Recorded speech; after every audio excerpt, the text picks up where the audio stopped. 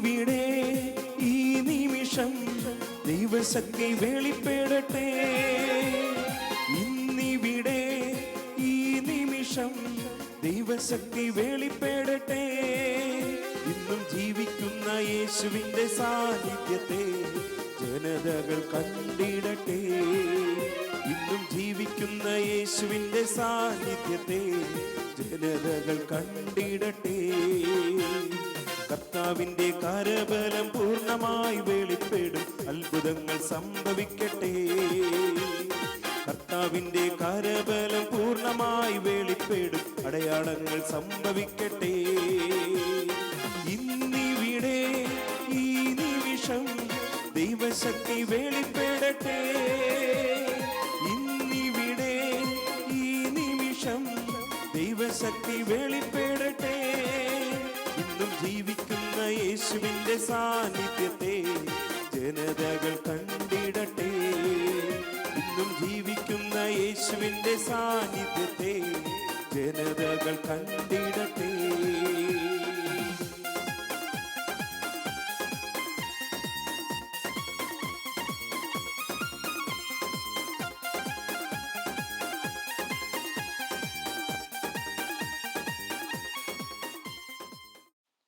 ഫിലിപ്പിയരുടെ ലേഖനം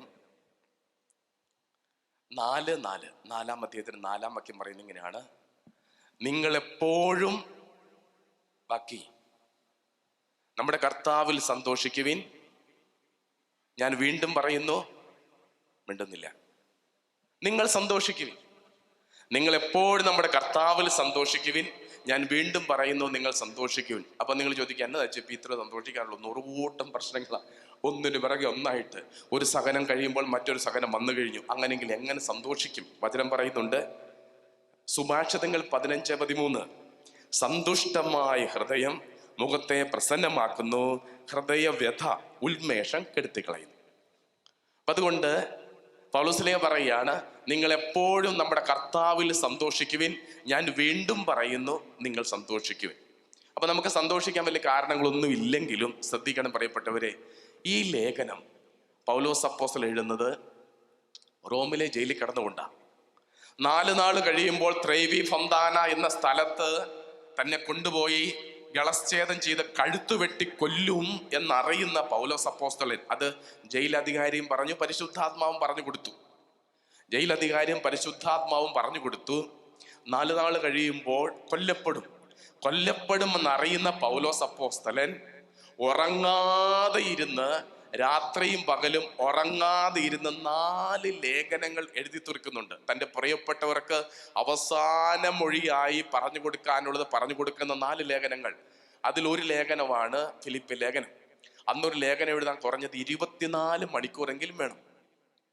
അപ്പൊ മരിക്കാൻ പോകുന്ന മനുഷ്യൻ പറയുകയാണ്, നിങ്ങൾ എപ്പോഴും നമ്മുടെ കർത്താവിൽ സന്തോഷിക്കുവിൻ. ഞാൻ വീണ്ടും പറയുന്നു, നിങ്ങൾ സന്തോഷിക്കുവിൻ. അതുകൊണ്ട് ക്രിസ്തീയ ജീവിതം സന്തോഷത്തിന്റെ ജീവിതമാണ്. കരങ്ങൾ ഉയർത്തി ഹല്ലേലൂയ, പുഞ്ചിരിയോടെ പറഞ്ഞ് ഹല്ലേലൂയ. മുഖത്തൊരു സന്തോഷമൊക്കെ വരട്ടെ. Hallelujah, hallelujah, hallelujah. കരങ്ങൾ താത്ത. ഇന്നലെ ഇരുന്ന് ഞാൻ ധ്യാനിച്ചു. കൺവെൻഷന് വരുമ്പോ ആ ജനത്തോട് എന്താണ് പറയേണ്ടത് എന്ന് ചിന്തിച്ചപ്പോ ഒരു ഉറക്കത്തിന്റെ കഥ പറയാൻ പരിശുദ്ധാത്മാവ് എന്നോട് പറഞ്ഞു. അതുകൊണ്ട് ഒരു ഉറക്കത്തിന്റെ കഥ പറയാം എന്ന് ഞാൻ മനസ്സിൽ വിചാരിക്കുക. ഈ ദിവസങ്ങളിൽ അച്ഛൻ ചെയ്തൊരു കാര്യം, ബൈബിളിൽ എവിടെയെങ്കിലും കൺവെൻഷൻ നടക്കുന്നുണ്ടോ, ധ്യാനം നടക്കുന്നുണ്ടോ എന്ന് പരിശോധിച്ചു. ഉണ്ടോ ഇല്ലയോ? മിണ്ടുന്നില്ല. Tell me yes or no. Yes. ബൈബിളിനെ കുറിച്ച് നല്ല ജ്ഞാനമുള്ളവരാ. ഉണ്ട്. പല ധ്യാനങ്ങൾ നടക്കുന്നുണ്ട്, പല കൺവെൻഷൻ നടക്കുന്നുണ്ട്. അതിൽ എനിക്ക് ഏറ്റവും ഇഷ്ടപ്പെട്ട ഒരു കൺവെൻഷൻ പറയാം. ധ്യാനഗുരു പൗലോസ് അപ്പോസ്തലൻ.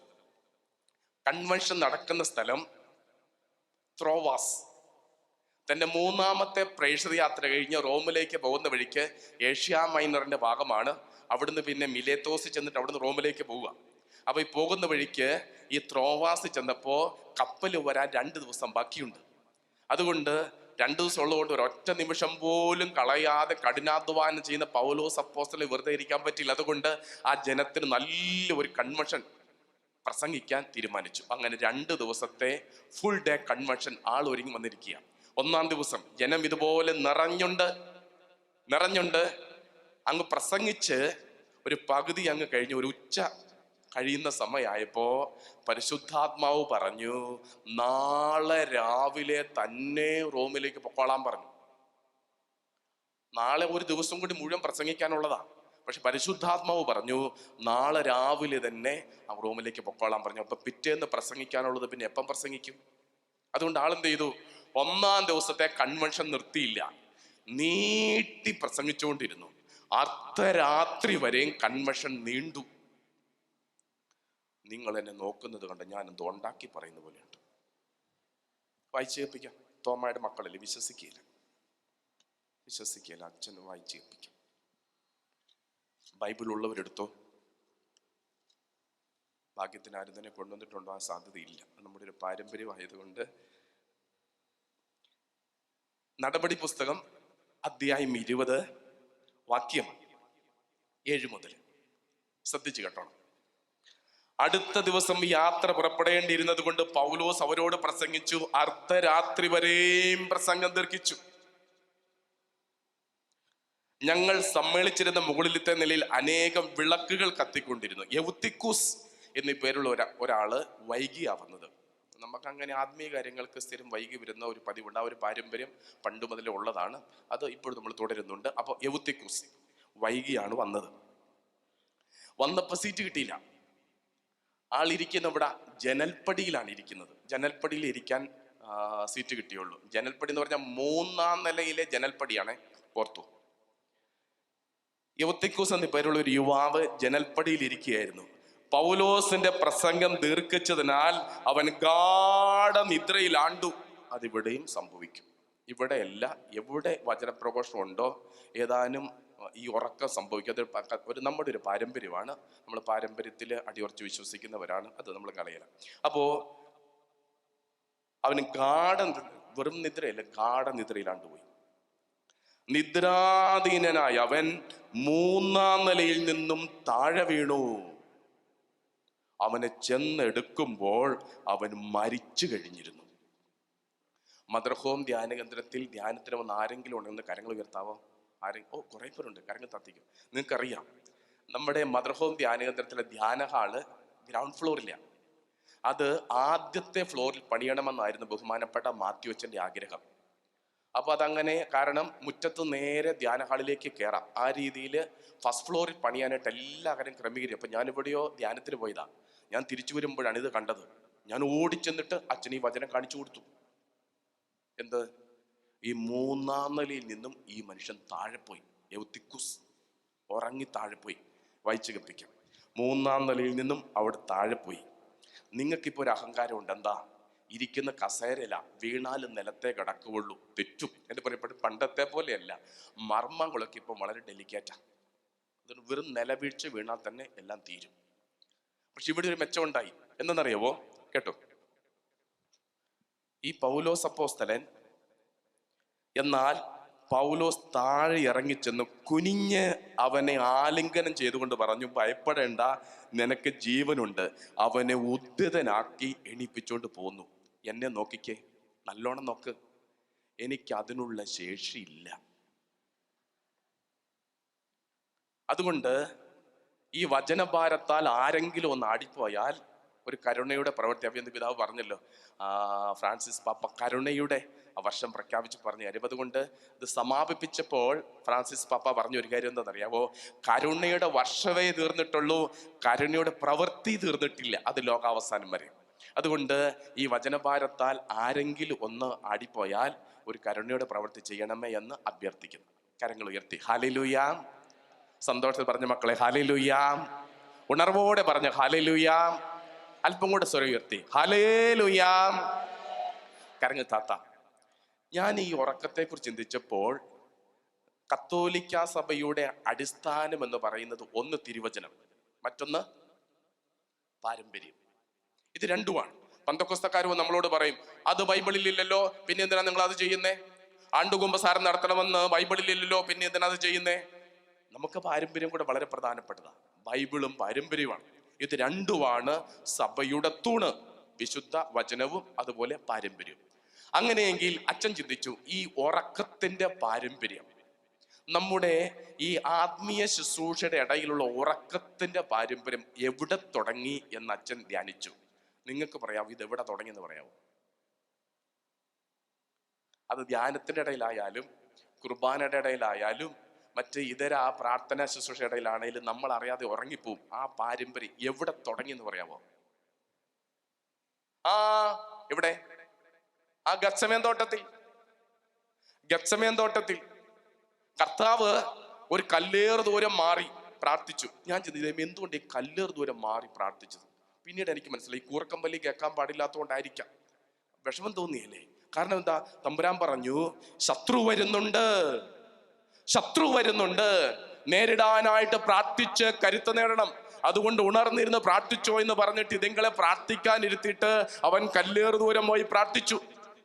എന്ന് പ്രിയപ്പെട്ടവരെ, നിങ്ങളോട് പോലീസും ഇന്റലിജൻസും പറഞ്ഞു, ഇന്ന് രാത്രി 11 മണിക്ക്, ശ്രദ്ധിച്ചു കേട്ടോ, ഇന്ന് രാത്രി 11 മണിക്ക് നിങ്ങളുടെ വീട്ടിൽ സായുധരായ കൊള്ളക്കാര് കയറി ആക്രമിക്കും, ലൂട്ട് ചെയ്യും എന്ന് പോലീസോ ഇന്റലിജൻസോ നിങ്ങളോട് പറഞ്ഞാൽ നിങ്ങൾക്ക് കിടന്നുറങ്ങാൻ പറ്റുമോ? ഉറങ്ങുന്നവരും കാണും. പക്ഷേ ബോധമുള്ളവർക്ക് ഉറങ്ങാൻ പറ്റില്ല, കാത്തു നിൽക്കും.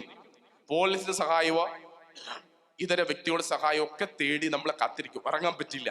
കർത്താവ് അവരോട് പറഞ്ഞു, ഇതാ തിന്മ കീഴടക്കാൻ വരുന്നു, ഉണർന്നിരുന്ന് പ്രാർത്ഥിക്കുവിൻ എന്ന് പറഞ്ഞിട്ട് കർത്താവ് ഒരു കല്ലേറ് ദൂരം മാറി പ്രാർത്ഥിച്ചു. സ്ലീഹന്മാർ ഉറങ്ങിപ്പോയി. എന്തുകൊണ്ടെന്ന് അച്ഛൻ ചിന്തിച്ചു. എന്തുകൊണ്ട് ഉറങ്ങിപ്പോയി? നിങ്ങൾക്ക് പറയാമോ എന്തുകൊണ്ടായിരിക്കാം? അച്ഛനുത്തരം കിട്ടി. എന്താ ഉത്തരം എന്നറിയാമോ? കേട്ടോ, ഒന്ന്, പത്രോസിന്റെ കയ്യിൽ വാളുണ്ട്. ശത്രു എവിടെ നിന്ന് വന്നാലും വെട്ടി ഞാൻ വീഴിക്കും, എനിക്കാരെയും ഭയമില്ല. അതുകൊണ്ട് ശത്രു തെക്ക് നിന്നോ വടക്ക് നിന്നോ കിഴക്ക് നിന്നോ പടിഞ്ഞാറ് നിന്നോ എവിടെ നിന്ന് വന്നാലും വീശി വെട്ടാൻ പോരുന്ന ത്രാണിയും അതിനാവശ്യമായ വാളും എൻ്റെ കയ്യിലുണ്ട്. അതുകൊണ്ട് എനിക്കാരെയും ഭയമില്ല. വാളെന്ന് പറഞ്ഞാൽ എന്താ പ്രിയപ്പെട്ടവരെ? വാളെന്ന് പറഞ്ഞാൽ എന്തെന്നറിയാവോ? ഇവിടെ വാള് എന്തിനെ സൂചിപ്പിക്കുന്നു? ഈ ലോകത്തിന്റെ സംരക്ഷണമാണ്. ഈ ലോകത്തിന്റെ സംരക്ഷണമുള്ളവന് ഭയമില്ല. എനിക്ക് പേടിയില്ല. തലശ്ശേരി അതിരൂപതയിൽ ഒരു വൈദികനാണ് ഞാൻ. എനിക്കൊന്നിനും പേടിയില്ല. എന്തിനാ പേടിക്കുന്നത്? ഒന്നെന്റെ ദൈവം, 2 പിതാക്കന്മാര്, 3 ഇപ്പൊ ഞങ്ങൾക്ക് 3 പിതാക്കന്മാരാണ്. അതുപോലെ 100-400 അടുത്ത് വൈദികരുണ്ട്. എന്തെങ്കിലും ഒരു കുഴപ്പം വന്നാൽ സംരക്ഷിക്കാൻ ആളുണ്ടേ. അതുകൊണ്ട് ഭയമില്ല, കയ്യിൽ വാളുണ്ട്. പക്ഷേ ഈ വാളുകൊണ്ടും തോൽപ്പിക്കാനാവാത്ത ശത്രു വന്നാൽ എന്തു ചെയ്യുമെന്ന് പത്രോസ് നനച്ചില്ല. അതാണ് അവന് പറ്റിപ്പോയത്.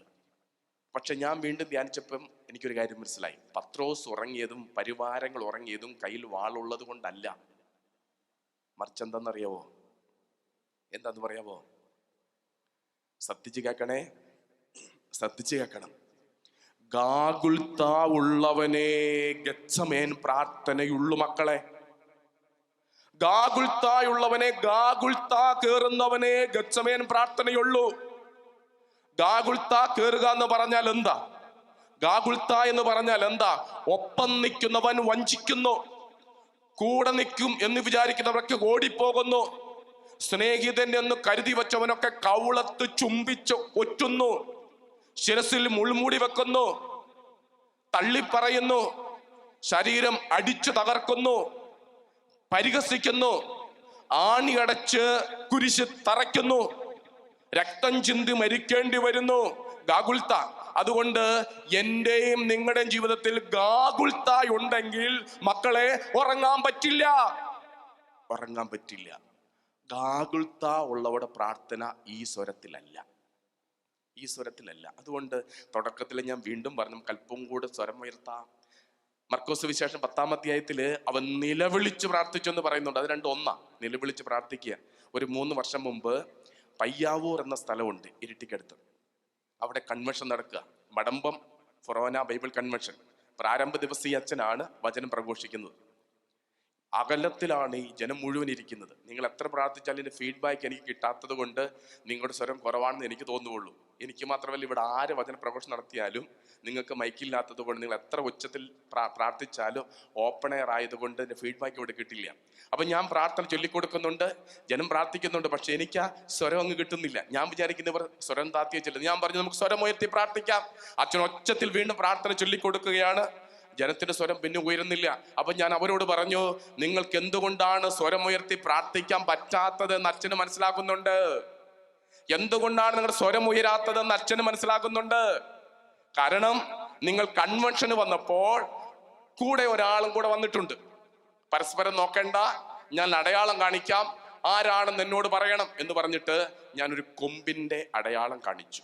മുമ്പിലിരുന്ന ചട്ടയിട്ട ചേടത്തി ചാടി എണീറ്റിട്ട് ഒച്ചത്തിൽ പറഞ്ഞു, യേശു ക്രിസ്തു. ഇയാളെ മനസ്സിലായോ? മിണ്ടുന്നില്ല. ഇയാളെ മനസ്സിലായോ? ആളെ മനസ്സിലായോ? മനസ്സിലായി. ആരാ? അതന്നെ. പിശാചിനെ ബൈബിൾ അവതരിപ്പിക്കുന്ന തിന്മയെ ആദ്യമായി ബൈബിൾ പറയുന്നത് ഉൽപ്പത്തി അധ്യായം, മിണ്ടുന്നില്ല, അധ്യായം 3 തലക്കെട്ട് പറയുന്നു മനുഷ്യന്റെ പതനമെന്ന. വചനം തുടങ്ങുന്നത് എങ്ങനെയാ? ദൈവമായ കർത്താവ് സൃഷ്ടിച്ച എല്ലാ വന്യജീവികളിലും വെച്ച് കൗശലമേറിയതായിരുന്നു. ബാക്കി പറയണം, സ്വരമില്ല, അല്പം കൂടി സ്വരത്തിൽ പറയണം. അതിന് പറയുന്ന മടി.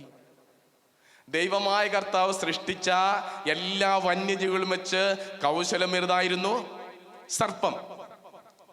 ഓരോ വചനം ഇവിടുത്തെ ധ്യാനിച്ചു പോകാം. ഒന്നാമത്തെ വചനം, ദൈവമായ കർത്താവ് സൃഷ്ടിച്ച എല്ലാ വന്യജീവികളിലും വെച്ച് കൗശലമേറിയതായിരുന്നു സർപ്പം. ഈ സർപ്പം ആരാ? സർപ്പം സാത്താനാണെന്ന് ആരാ പറഞ്ഞേ? യെശയ്യാ 34:16 വചനം ഇതാണ്, കർത്താവിന്റെ ഗ്രന്ഥത്തിൽ കണ്ടുപിടിച്ചു വായിക്കുക, ഇവയിലൊന്നും കാണാതിരിക്കുകയില്ല, ഒന്നിനും ഇണയില്ലാതിരിക്കുകയില്ല. എന്തെന്നാൽ കർത്താവിന്റെ അധരങ്ങൾ കൽപ്പിക്കുകയും അവിടുത്തെ ആത്മാവ് അവയെ ഒരുമിച്ച് കൂട്ടുകയും ചെയ്തിരിക്കുന്നു. കർത്താവിന്റെ ഗ്രന്ഥത്തിൽ കണ്ടുപിടിച്ചു വായിക്കുക. ഇതാണ് കർത്താവിന്റെ ഗ്രന്ഥം. നിങ്ങൾ നോക്കിയപ്പോൾ എനിക്ക് കാര്യം മനസ്സിലായി. ഇത് ഇത്ര പഴക്കമുള്ള ബൈബിളാണ്. അങ്ങനെ നോക്കിയിട്ട് കാര്യമൊന്നുമില്ല. ഇത് ഇത്ര പഴക്കമുള്ള ബൈബിൾ. അതിലെനിക്ക് നല്ല അഭിമാനമുണ്ട്. ഇത് മനുഷ്യൻ ഉപയോഗിക്കുന്ന ബൈബിളാണ്. കാണുമ്പോൾ അറിയാമല്ലോ. നിങ്ങളുടെ കയ്യിലെ ബൈബിൾ നോക്കിയാൽ തൊട്ടിട്ട് കാണിയല്ലേ. എൻ്റെ വീട്ടിൽ നന്നേ ചെറുതിൽ പാസ്പോർട്ട്, റേഷൻ കാർഡ്, ഇതര സർട്ടിഫിക്കറ്റൊക്കെ ബൈബിളിലാണ് വെച്ചുകൊണ്ടിരുന്നത്. അപ്പോൾ ഈ സർട്ടിഫിക്കറ്റുകൾ ഇത്രയും പൂജ്യമായിട്ട് സൂക്ഷിക്കേണ്ടതാണെന്ന് അന്ന് ഞാൻ പഠിച്ചിരുന്നു. പക്ഷെ പിന്നീട് മനസ്സിലായി ഇതൊക്കെ മനുഷ്യൻ എടുക്കാത്തടത്ത് വെക്കണ്ടേ, അതുകൊണ്ട് ഇതിൻ്റെ അകത്ത് വെച്ചിരിക്കുന്നത്. ഇത് പറയപ്പെട്ട നമുക്ക് പറ്റിയ ഏറ്റവും വലിയൊരു കുഴപ്പം എന്താ? ഈ വചനത്തിൻ്റെ ആത്മാവ് നമ്മൾ കണ്ടിട്ടില്ല. ഈ വചനത്തിൻ്റെ ആത്മാവ് നമുക്ക് തൊട്ടെടുക്കാൻ പറ്റിയിട്ടില്ല. ഇതിലുണ്ട് സുഭാഷിതങ്ങൾ 4:20, മകനെ എൻ്റെ വാക്കുകൾ ശ്രദ്ധിക്കുക, എൻ്റെ മൊഴികൾക്ക് ചെവി തരിക, അവന്റെ ദൃഷ്ടിപഥത്തിൽ നിന്ന് മാഞ്ഞു പോകാതിരിക്കട്ടെ. അവയെ ഉൾക്കൊള്ളുന്നവന് ജീവനും ശരീരത്തിന് ഔഷധവുമാണ്. ശരീരത്തിന് സൗഖ്യം കിട്ടുമെന്ന്, പാപങ്ങളെ ഏറ്റെടുക്കുമെന്ന്, പ്രതിസന്ധികളെ മറികടക്കാൻ കരുത്ത് നൽകുമെന്ന്. എന്ത് വചനം ആകട്ടെ. അപ്പോ കർത്താവിന്റെ ഗ്രന്ഥത്തിൽ കണ്ടുപിടിച്ച് വായിക്കുക. കർത്താവിന്റെ ഗ്രന്ഥം ബൈബിൾ. ഇവയിലൊന്നും കാണാതിരിക്കൽ, അച്ഛൻ പറയുന്ന വചനം യെശയ്യാ 34:16. ഇവയിലൊന്നും കാണാതിരിക്കൽ എന്ന് പറഞ്ഞാൽ ഇവയിലുണ്ട്. ഒന്നിനും ഇണയില്ലാതിരിക്കുകയില്ല. ഒന്നിനും ഇണയില്ലാതിരിക്കുക എന്ന് പറഞ്ഞാൽ എല്ലാ വചനങ്ങൾക്കും ചർച്ചാവചനങ്ങളുണ്ട്, വ്യാഖ്യാന വചനങ്ങളുണ്ട്, അവതര വചനങ്ങളുണ്ട്. അതുകൊണ്ട് ബൈബിളിലുള്ള 73 പുസ്തകങ്ങളിലെ 35,640 തിരുവചനങ്ങളും ഓരോ വചനത്തോട് ബന്ധപ്പെട്ടിരിക്കുന്നു.